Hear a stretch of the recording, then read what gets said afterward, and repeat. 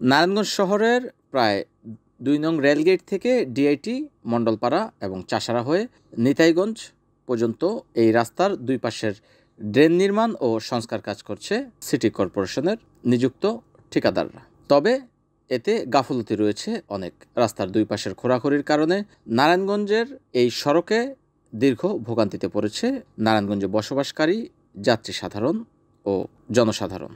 নারায়ণগঞ্জ শহরের দীর্ঘদিনের সমস্যা কালীরবাজার পুরাতন সড়কের ফ্রেন্স মার্কেট থেকে কালীরবাজারগামী এই রাস্তাটিতে দীর্ঘদিন যাবতই খোঁড়াখুড়ির কাজ চলছে। তবে কবে নাগাদ শেষ হবে এর কোনো সঠিক উত্তর দিতে পারছে না কেউ। তবে নগরবাসীর দাবি, কালীরবাজার পুরাতন কোর্টের এই রাস্তাটি যেন অচিরেই সংস্কার করে সাধারণ মানুষের জন্য উন্মুক্ত করে দেওয়া হয়। আর এ রাস্তায় চলাচলকারী গাড়ি চালকরাও পড়েছেন দীর্ঘ ভোগান্তিতে। এতে করে তারা অনেকটাই ভাড়াও কম পাচ্ছেন এবং সঠিক গন্তব্যের আগেই তাদের যাত্রীকে রাস্তার মধ্যখানে নামিয়ে দিতে হচ্ছে।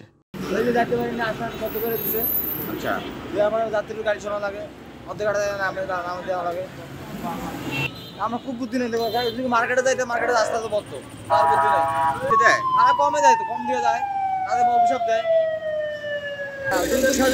আমার ভালো হবে, দাম কম হয়। NN TV, Narayanganj.